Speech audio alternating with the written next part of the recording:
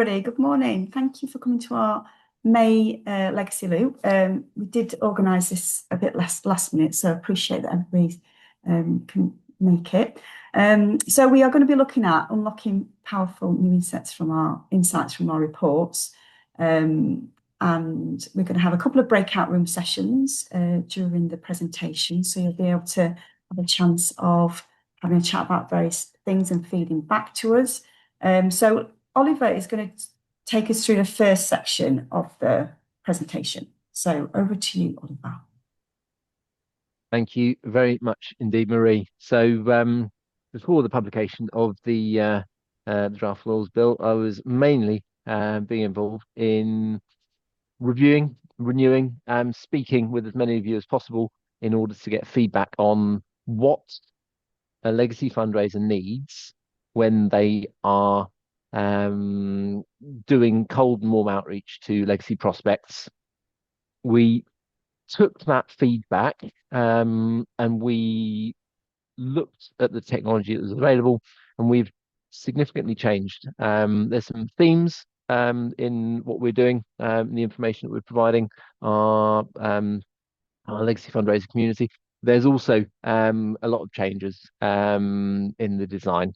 So in the next 10 minutes, I'm going to talk to you a little bit about the kind of information that we heard from you that you wanted to get when you were dealing with your legacy campaigns, when you were looking into the monthly reports, and the functionality that would make your life better. I'm going to try not go too deep into any of the individual aspects, but if you do want to know more, there's going to be time for questions at the end. There's also going to be the opportunity to catch up in a quarterly meeting. Everyone is very welcome to book in a quarterly review meeting to look at what's going on in your campaigns, what information we're providing, what your supporters are up to, and how we can tweak things here or there in order to improve what the outcomes for you and for your supporters are. And that can be anything from just looking at the type of gifts you're getting, if there are any anomalies, if there's anything you're doing particularly well, if anything that we think, oh, that looks like other similar charities might be doing something different for better outcome. So, for example, we were chatting with a hospice charity that was getting lots of really good, fairly chunky pecuniary gifts or decent residuary gifts. That hospice charity did something, and then suddenly they started getting gifts of £50 or £100 as pecuniary legacies only. Now, what was going on there? They wouldn't have known about that if they hadn't been using the analytics tool, and if we hadn't discussed it with them. As it turned out, there was a meeting that they'd had with a celebrity endorser who said, "Look, I want to leave a gift to you. I think what you're doing is wonderful, and I want to do a short video talking about how amazing gifts and wills are." That was fantastic. However, at the very end of this video, the celebrity endorser for this charity who wants to talk about gifts and wills went off script. Instead of saying, once your family and loved ones are looked after, just a small percentage could really benefit the hospice and change its future.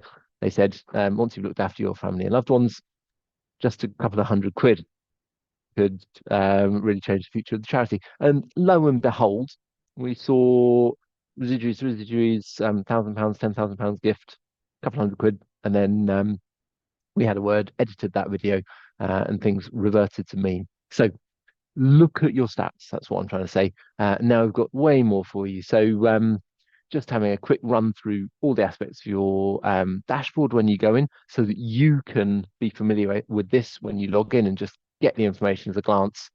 You get your campaign to date and month to date headlines at the top of the report as ever. We're telling you about the cash pledges. We're telling you about residuary gifts, where you're getting a percentage of people's estate, and residuary gifts, where you're the wipeout clause. And then if you've prepaid any wills, which is something more and more charities are doing when we're working with them to get that even better value, we'll tell you how that's going and whether you need to think about purchasing another pack. More about your budget. If you're not using prepaid wills, you can set the number of wills you want to give away in any month. There's always going to be a cap on what you are willing to give, and we don't want you to go beyond that. You know what your budgets are. Set your budget to the number of wills you're willing to go as a pay-as-you-go or prepay. And second thing you see is going to be where you're at with getting through your monthly budgets. Then we've got a couple of tables for you. We've got to see the number of cash pledges, the amount of cash pledges at a glance, month by month. Tells a bit of a story. You had a good February, good May, and then you can see the number of residuary gifts. That tells a different, potentially better story of when people are leaving a percentage of their estate to you. So you know how many people are doing that, and we're splitting this into when people say, "I want XYZ charity to get X%," and you'll be able to see that percentage in the report later. And the subtly different, "I want this XYZ charity to receive everything, but only if so all my primary residuary beneficiaries have died before me." We call that a wipeout clause. That's a bit of an Americanism. I don't know if anybody else has got any better terms they call it when there's a contingent gift, but stick them in the chat if you do, and we might change our parlance. One thing lots of people were saying is, "Oh, we're getting all these clicks. Where are they coming from?" That's a really important question. And with Google Analytics 4, don't know how many of you are dealing with your Google Analytics in your campaigns. Show of hands if you are, it'd be interesting to know. The Universal Analytics, which was switched off last year, everyone loved. GA4 apparently does more. You need an encyclopedia to use it. Anyway, we don't have the encyclopedia, but we know someone who did, and we've got some APIs just giving information directly to you on the origin of the clicks that come through to make them online. So if you've got a link on your website, or if you've got a Facebook campaign with a link back through to us, and fundraising regulator compliant wording on your posts, we'll measure how people are getting to make a will online to your microsite page, and we'll give that straight back to you. I think it's depending on the amount of data, it's around usually within 24 hours. We're telling you who has completed the will with you. When we tell you, we're also telling you when your supporter's birthday was, telling you what their address is, so you can do a postcode check, telling you the type of gift, whether it's a pecuniary, legacy, or residuary. Where it's a residuary, you get to know the percentage that's being left to you. And also you get to know if there's a contingent gift. More interesting for the cash gift. So if someone leaves you 100 quid, they're also saying, "Oh, if so and so dies before me, you're going to get the lot." That's a real hurrah moment. Totally new thing, which we didn't have before, is we're telling you the number of people who started the journey. And Marie's going to talk about GDPR, or no, I'm going to talk about GDPR and your updated obligations towards the end. So I'm not going to wax lyrical now, but you are going to know when people have started making a will. Previously, we only told you when people have completed their will, but you're going to be able to see how many people have started that process, got through that first page of the questionnaire, and then we can start sharing their details with you, along with a tag about whether you can contact them or not. And finally, monthly reports, download them as a PDF. They look really pretty. They contain a lot of information. You can waft them in front of trustees, CEOs, tell the story of your successors, or you can download the CSV and then just plug that into your CRM system, whoever it is that you use. So you've got a new dashboard, and it's there so that you can get a really good instant snapshot at any time about what's going on in your campaigns. Do please look at it. Talk about it with us. Book in your quarterly reviews with us. If you want to do it more often, that's absolutely fine. We recommend quarterly as minimum.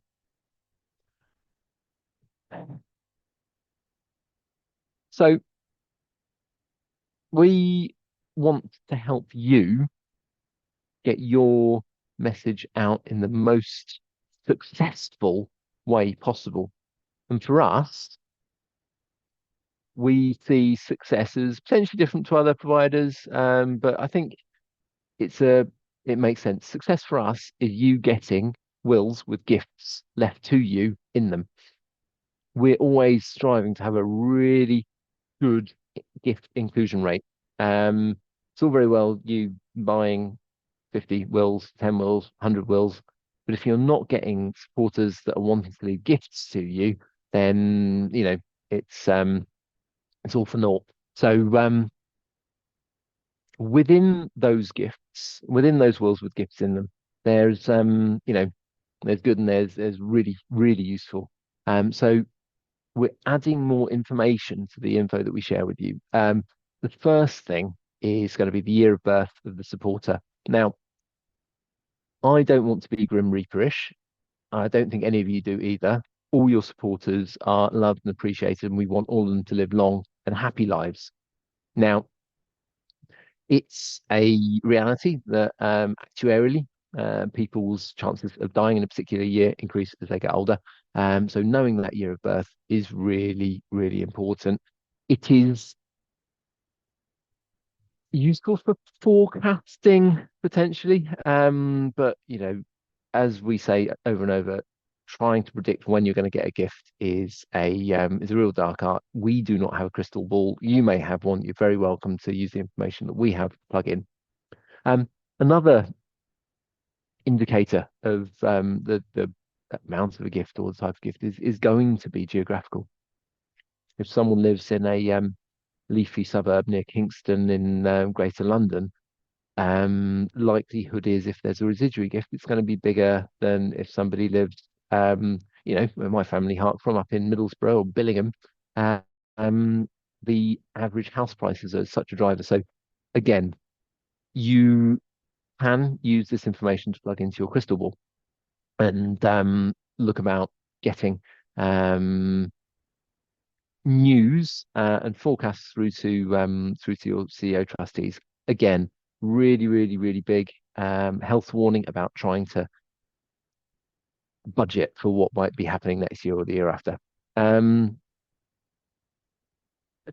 change to help you plan for your future is when there's a residuary gift, we're now telling you how much of somebody's residuary you'll be receiving. Again, that was something which we held back. I'm a solicitor. I've worked for years in private practice, and it took me a little while to through this process to speak with people such as yourself and understand the value in the information about the supporters' behaviours. And residuary percentages is something which I had thought was not that useful because you don't know if a 1% is going to turn into 100% if everyone else dies, and you don't know how wealthy the person is. 1% of a billionaire is more than 100% of an average person in the UK. So I was disabused of that notion. I'm happy to step back and say I was wrong, and so this information has now been published. It can plug into your crystal ball if you want to try and forecast. And we also show you wherever you get a contingent gift from a supporter. So someone could leave you a cash legacy, and that would have counted as that previously. But if someone says, leave them 100 quid, but if everyone else mentioned in the residuary section of my will dies before me, the charity's going to get 100%. We tell you about that. I've got another screen to go through, and then we're going to go into the breakout room here. Another bit of tasty information. We want you to know what messages you're sending out to your supporters are working. It's all very well. We go on and on about having constant messaging. We go on and on about integrating messages into your campaigns. Go on and on about keeping up with that internal engagement within the charity itself. All of that is vital and it should be ongoing. We're plugging into GA4 to give you better information about what is working. So when you go through this, you should be able to, if you've got a Facebook campaign, have a fundraising compliant message going up with that Facebook campaign and link through to us and link through to your other provider, be that Law Society, National Free Wills Network, or whatever. If you've got an Insta campaign, if you've got a any other, do please um, use that in order to understand where your support is coming from. If you want to have a refresher on fundraising regulator compliant wording, the code was fundraising regulator code was updated just a month or two ago. I'm sure everyone's poured over it and knows exactly what it says. Not a lot changed. It just went through all of those priorities that you must allow people the choice to use who they like. You must be able to the supporter, if you're paying for their will, must be able to go through the whole process, not leave you a gift. And unfortunately, people always will. But we're really pleased that around about 75% of people using our service do leave a gift. And all the other key points around ethics and compliance. Now, we've spoken a lot about the numbers, the forecasting, the stuff we can get. But what I want to talk about next in our breakout room is KPIs, key performance indicators. Within the groups, there's been a lot of chat about it in the industry over the last year, but within your groups, I'd love you to spend a few minutes introducing yourselves and talk about what KPIs you're currently using, whether they are things which are controllable about you by you, such as the number of messages you send out, or the type of messages, or the supporter engagement, or whether things that aren't controllable by you, such as next year's legacy income take. Be really frank. Are they working? Do they work for you as a legacy fundraiser? Are they things which are helpful for the charity? Are they working well? And what KPIs will the improved data help you with when your supporters choose to use Makeable Online rather than another provider? Cover those 3 points. We'll put them in the chat as soon as we go into the breakout room as well, just so that you've got them there to refer to.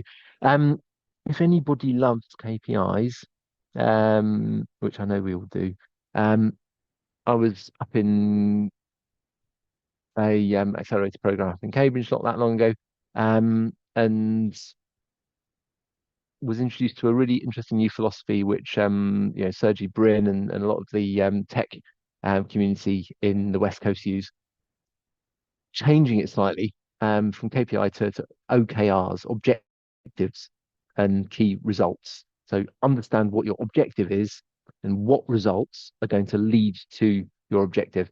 And that, I think, is subtle change in the way you think about it, but an important one. And there's a book called Measure What Matters, which isn't very thick, but it's definitely worth reading if you have any kind of measurable goals in your job. Anyway, please talk about that.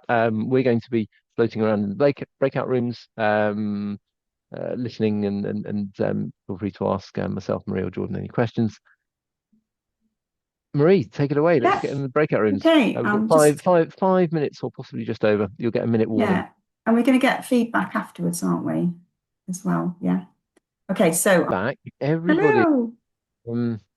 Yeah, absolutely feel free to keep your cameras on if you want. We are going to be eliciting a little bit of feedback off the back of this. And I hope you all had a good conversation about KPIs or OKRs in your breakouts. Who was in group one? I'd like a volunteer, but if there's not a volunteer, then Marie's going to. That was my room. So okay, well, I don't know, Mike or Leslie or Katie, did you want feedback or would you like me? Can. Yeah, okay, funny. Right. So yes, They do use KPIs. However, a common theme across the organisations were that it was mainly the inquirer and pledger numbers that were being recorded, just so they can keep a track on a year-on-year basis of how many are coming through. We also spoke about whether it's worthwhile recording conversations that people are having with supporters around legacies, which was agreed that yes, it is, even though it's a very difficult thing to pull out of a database because it's, often free text or whatnot. At least there is something in there that shows, Mrs. Smith as an inquirer in year one had a conversation in year two and then left a pledge in year five or whatever it is. So you can see that process. Katie from Oxford Hospitals Charity, recently enrolled from corporate tech background, despises OKRs, so we'll not be using those in any respect going forward. But absolutely echoed the fact that understanding what it is that the supporter is wanting from that relationship with the charity, and keeping a log somewhere of those conversations are kind of the best ones. And I did refer to the previous loop session that we'd run, Marie, where we'd shared the list of potential KPIs that legacy teams could be working off of. So I think it might be worth sharing that again, actually, if you wouldn't mind at the end. Super. Thank you, John. Group two, I was in group two, but I'm not going to do the talking. Would somebody like to step forward? Miriam or Yeah, Elena? I don't Oh, mind super, talking. thank you. Great. So we talked about, well, I think certain parts of organisations can be focused on pledges as a KPI, when actually for us it's more useful to focus on inquirers. And then for me, the Google Analytics reporting will be really helpful, just to kind of test messaging and see what is engaging people as we increase our amount of kind of drip feeding the legacy messaging to our supporter base and our kind of wider audience on social media and elsewhere. So for me, it's all the different stages of interest that I want to measure on. But then as an organisation, we use OKRs, so we have a mix. They're a tool, aren't they? They're a tool. Miriam just said something very interesting at the end about the being able to draw on the information about people who'd started the process not finished, just to see if they went off platform and finished elsewhere. So that was all great feedback. Thank you. And group three. Yeah, I think that was my group. Have you?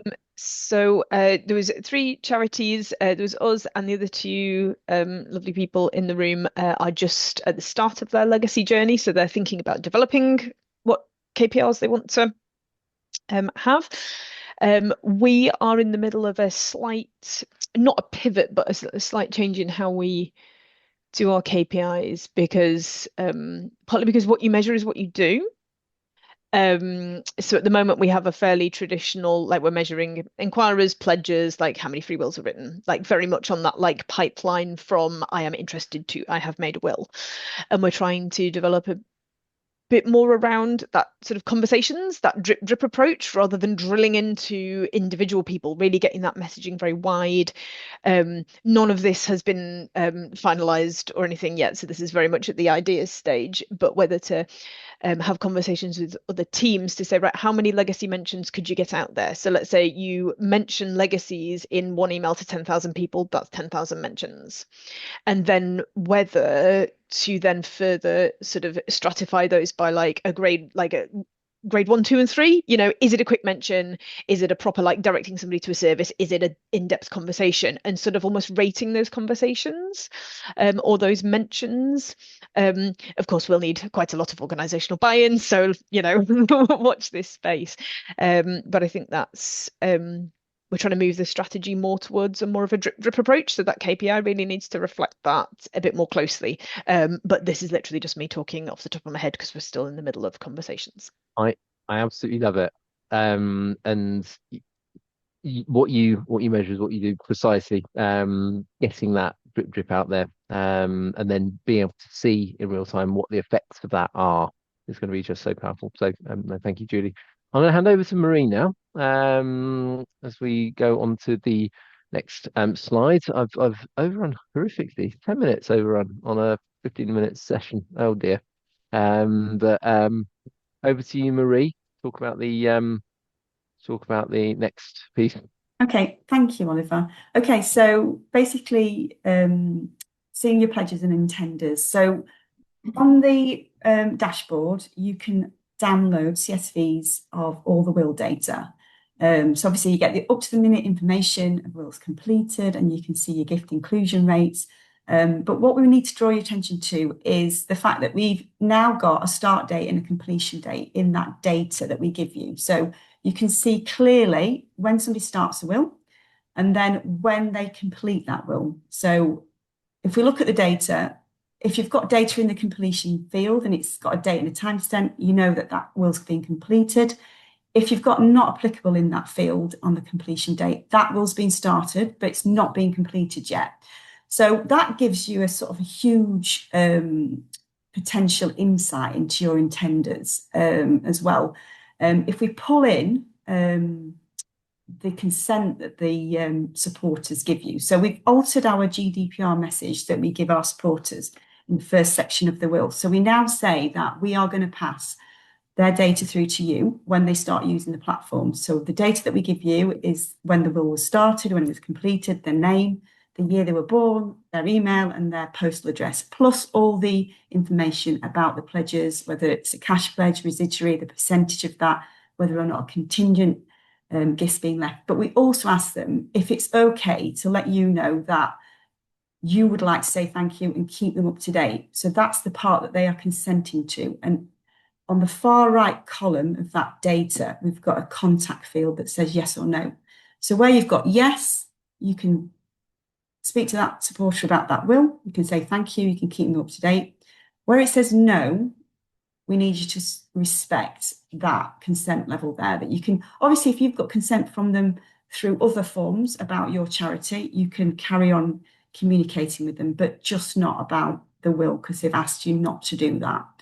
So we're hoping that that's all clear in those downloadable data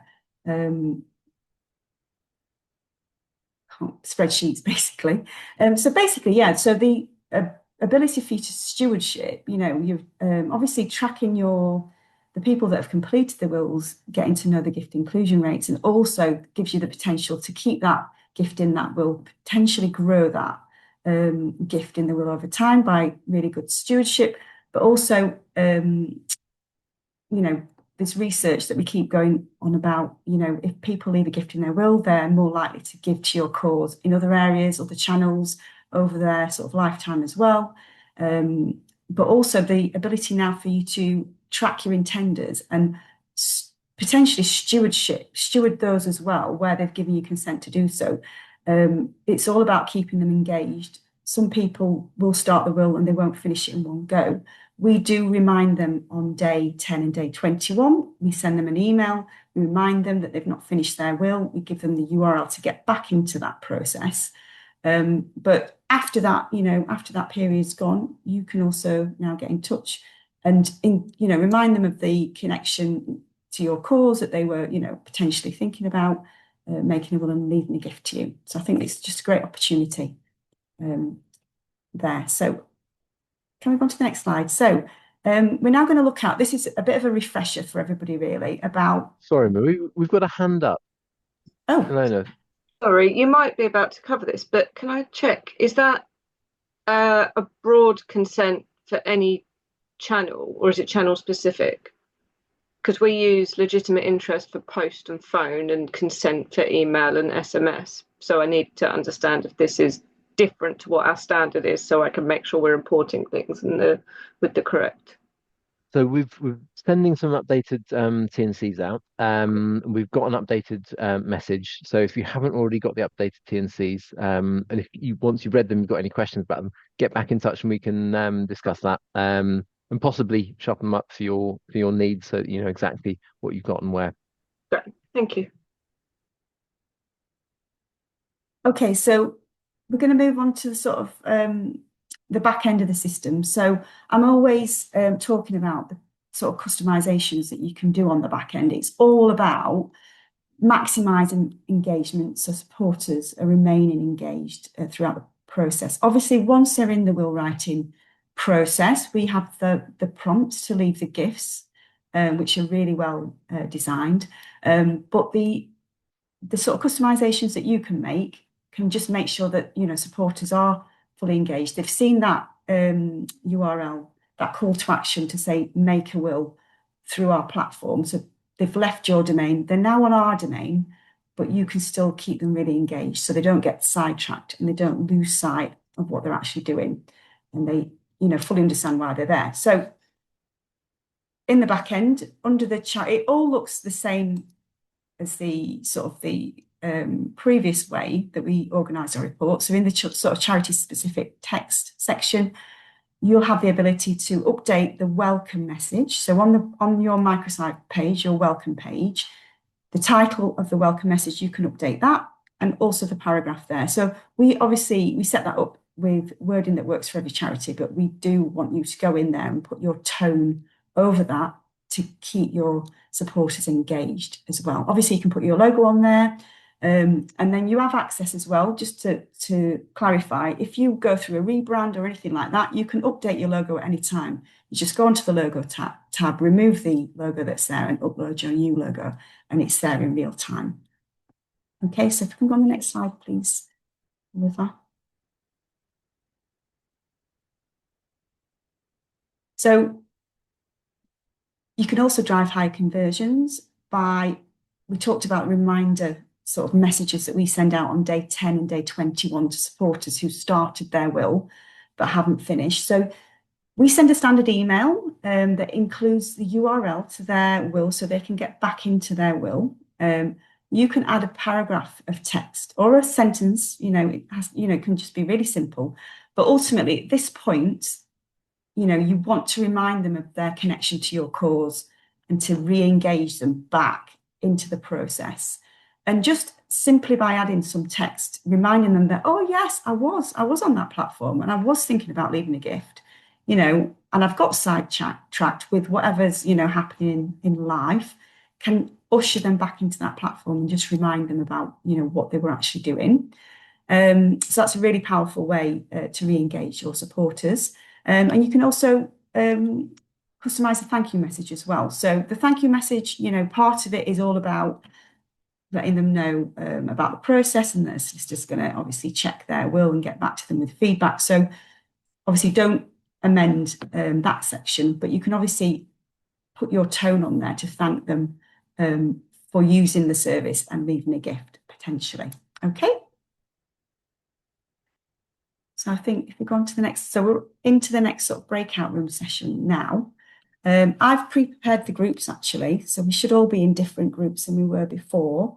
And now we want you to sort of think about how you can utilize the data that we provide to potentially improve your campaigns. Okay, so I'm just going to start those. Shall we start with our group? For a little bit of feedback.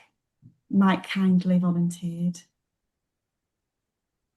Is it volunteering? I was press going. I'm not quite sure. There's one or the other. I can't quite remember now. So we mostly talked about the stat which told us who started their will and not finished it, because this is a new and exciting piece of data that we've never had before, and how we can steward that person with that piece of knowledge under the assumption that we have GDPR permissions to do so, but it means we can follow it up, steward what we do with them, and at the very least, we now know they're an inquirer, so they can go into the stats and the CRM. Even if we're not allowed to contact them, we know their registered interest. So if we come across them again, perhaps at an event or anything like that, we can have a conversation, or it could accidentally come up in conversation. So GDPR or not GDPR, it's a useful thing to have. I think that was pretty much what we said. Is that everything? Yes. Good. Excellent. Thank you all. Okay, so for room 2, so that was Oliver, Leslie and Penny. Should I speak? So yeah, I would reiterate what you've just said there, Mike. We touched on that, but Oliver very kindly read out the wording of what that permission is. So it's actually quite general and quite wide. So that's really good to know. That contact can be made when they tick yes, and keep people updated, more generally than just talking about gifts in wills. So that's really good. And I mentioned about age and how informing that's going to be. And it's one of these things. I think made the point that you can have lots of data and you can see it and think this is really useful. We're going to do this, but you've got to look at the kind of the numbers. But I think some of it is just confirming stuff that you already know. But any data is useful because it's all insightful. So, like Oliver said, if you're having conversations with people who are 30 years old, then and they're the ones starting the wills, but maybe not finishing them, and it's information, isn't it, that you can then make that decision on, and being more informed than we would perhaps have been otherwise. But yeah, it all looks good. We just need the numbers. Brilliant, Leslie. Thank you. So room 3, we had Katie, Miriam, and Julie. Did we get a volunteer to feedback from that room? Can do.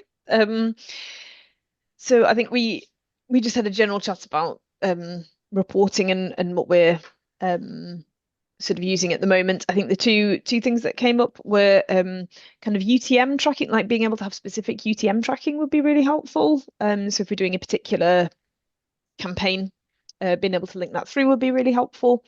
And then I fear that what I'm about to say is just going to reveal my own ignorance rather than anything about the platform. But I would find it quite helpful to have some of those results and data to be kind of filterable and searchable. Rather than just a monthly report that has to be downloaded, because it does cause proliferation of data in downloads, which is not my favourite thing. So that would be a big help just with the existing setup. Okay, thanks, Julie. So Feedback. yeah, great feedback. Shall we we've got 3 minutes. I think there's a couple of slides that I need to whiz through.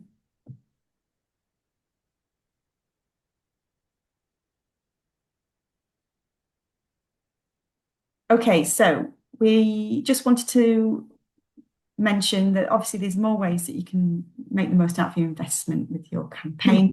So with the prepaid wills, lots of our charities use prepaid wills, but lots of charities don't. So just to clarify, you can make a cost saving. So it's basically, for example, 10 wills is £300. So that's a 25% cost saving as regards to pay as you go, which is £40 per will. So it brings the will price down to £30 per will plus VAT instead of £40 per will. It's very easy to pre-purchase them. You just need to send me an email and let me know how many you'd like, and I can organise that for you. And then the last slide is about improved security. So we've now got 2-factor authentication. There is only one login. Some charities use a shared inbox if more than one person needs to access the system. Okay, so we've got a minute for questions. Everybody, any more questions? Let me see if there's anything in the chat. Put a hand up. I'm just going to say what the GDPR question we asked the supporters. So we tell the supporter we're going to take and share their name, address, email address, date of birth, and details of any gifts to the charity. Everything else they put in is going to be private. And then at the end we say the charity would love to be able to say thank you for gifts in your will and to keep in touch. If you click yes, then we will tell them that they are welcome to do that. So that I hope clarifies the kind of the width. We try to keep it as broad as possible. If they've already given you consent to contact them and they say no, they don't want you to use the information that we provide, you've already got it. So so there we go. So don't worry about that. Any other questions? If not, it's 12 o'clock. Maria and I are going to be hanging out and having a a cup of tea and a chat. There is going to be a bonus legacy loop in 2 weeks on the modernising wills draft bill and the potential impacts for legacy fundraisers and legacy administrators. So do please get in touch. But as I say, Maria and I are going to stick around to have a chat. Otherwise, feel free to get off. Mike, hello. Hello, just very quickly at the end, on behalf of all to say thank you for all this, because this is amazing leap forward in what you're offering, and it will be very useful no matter what we do with it. So thank you very much, because it would have been very easy to say, oh, this is our gold tier service. It's £200 a year if you want these stats or something like that. But no, you just you've rewarded us with this wonderful information. So thank you very much. Yeah, hopefully it be useful. If there's other stuff that you want, we had something from Julie today. Thank you for that suggestion. We'll be having a chat with our dev team, and we'll be iterating and improving. So we listen to your feedback and we put what was asked for. If there's more stuff that you want, do let us know.